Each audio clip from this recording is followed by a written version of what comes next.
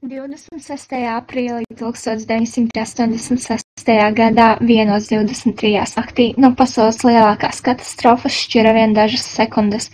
Černobiļas atomreaktora 4. reaktors, kurš atradās PSRS, uzsprāga.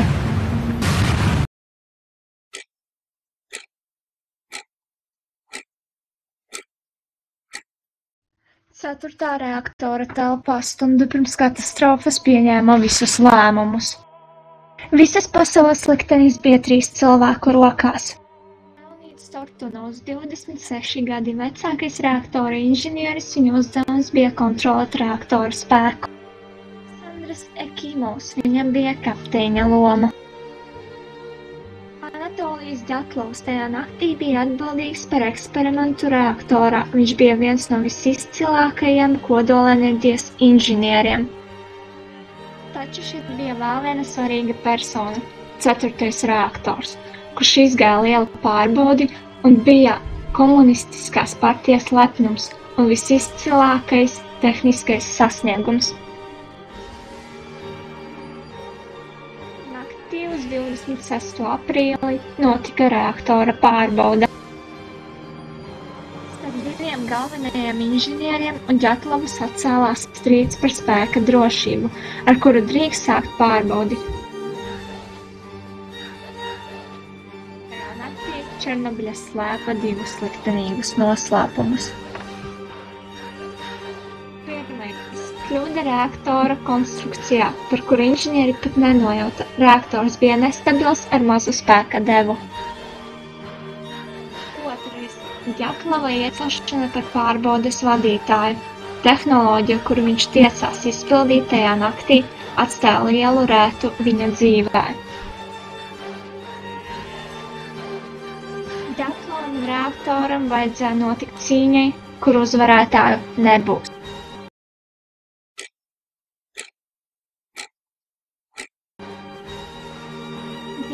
12:30 naktī strīds par pārbaudes sākumu un atļauto spēku palika lielāks.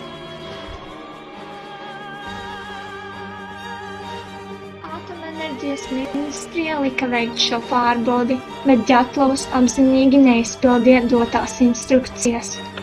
Pēc instrukcijas spēks var būt no 700 līdz 1000 megavatu, bet Ģatlovs gribēja pārbaudi veikt ar 200 megavatiem, lai mazinātu atdzesējošā ūdens patēriņu, kura aizsargāja reaktoru no pārkaršanas. Viņš domāja, ka risks šādā situācijā ir minimāls. Reaktora spēks kritās ļoti strauji. 12:38 reaktors tika pilnībā apstādināts.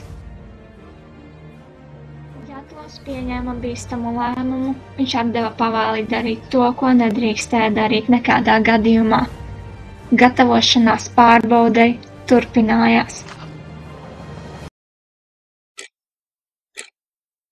12:52 naktī noskanēja trauksmes signāls.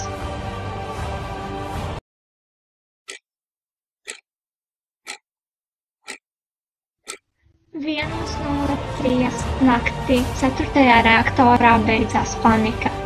Inženieri pacēla spēku līdz Ģatlova pieprasītajam lielumam. Atkal sākās strīdi.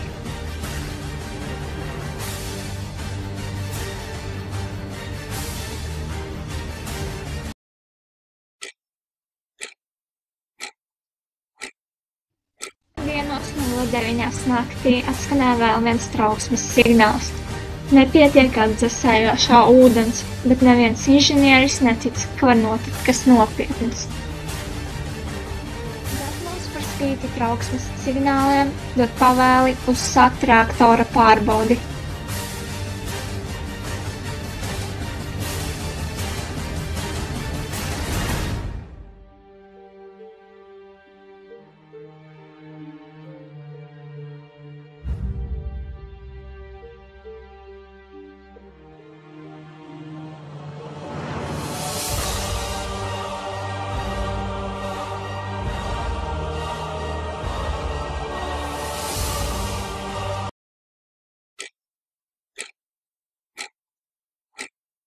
1:21 naktī uzsāka reaktora pārbaudi. Apstādina galveno turbīnu, tā turpināja griezties pēc inerces, bet vienā nodaļā jau sakrājās pārāk daudz enerģijas. Neviens par to nezināja un pat nenojauta, ka tā varētu būt. Sveika spiediens sāka kustināt tonu smagas aizsargplītis. Steidzīgi tika ieslēgta avārijas spēka samazināšanas poga. Taču tas nelīdzēja, enerģija strauji pacēlās 100 reizēs.